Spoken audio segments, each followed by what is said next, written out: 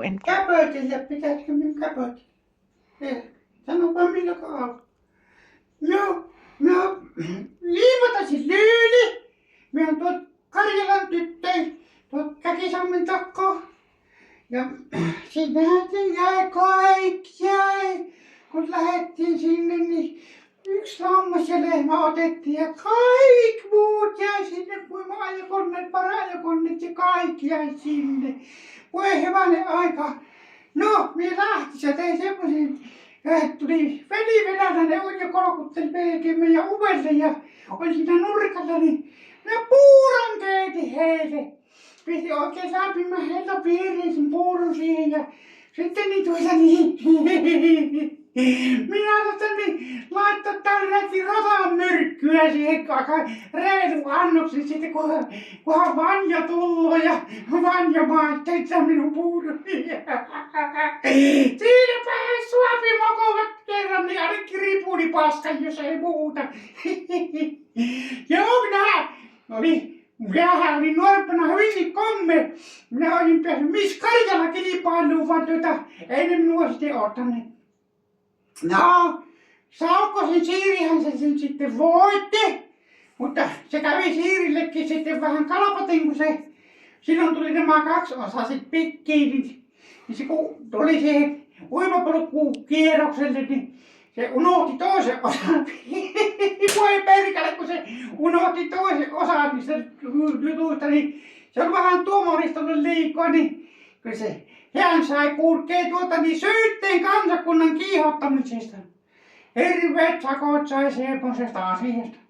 Voi, sitä tyttöparikkoa, minkä joutui kokemaan kaiken. No hei, sitä elämähän on kova ja tiukko. Vaan minäpä kun kerran kun minä istuin niin tuolla niin Karjalasta niin tuolla pitkällä riukulla. Siinä istuin ja nakotin ja annoin tulla mitä on tullakseen ja orava tulla kipotteli siitä minun eteen ja aiku helmojen alle änkäytyi. Ja mitähän pirujahan siellä tekee, niin ei kun pesäpaikaksi kahdu. No siitä ja kipussa sinnehän se ryömi ja te tiedätte, oravahan on hirmu puhas elukka, se pesänsä kaikista syöpäläisistä puhistaa poikki, niin sitten kun te rupesi sitä minun pesseen puhistamaan, niin voi sitä kipua ja tuskoja. Minä kun tällä tavalla lääkärin tietystin ja menin sinne ja sitten ensimmäistä nappasi äkkiä oravaa kaksinkäsin kiinni ja tempasin ulos siitä ja pisti päivät ja rupesi hirmu äkkiä sitä oravaa elvyttämään, kun se jonkinnäköisen myrkytyksen varmaan oli saanut.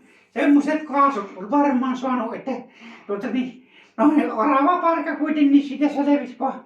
Mullehan ne arvet jäi ja pahat jääkin ja kivut pitkän aikaa epeliä pietty. Niin, semmoista se on. Vaan voi kun tietäisitte, voi kun tuo nykynuoret tietäisitte, mitä elämän se Karjalassa on aikanaan. Pantikkoa juotiin ja lystiä piettiin, vaan kukka ei sitä sanonut mitään milloinkaan viime. No, kuulkee nyt tarkkaan. Jos nyt vielä haluatte kuulla Liimatasesta niin lisää, niin kahtakkepa YouTubea, niin jos haluatte, niin sitten tulee lisää. Kiitos!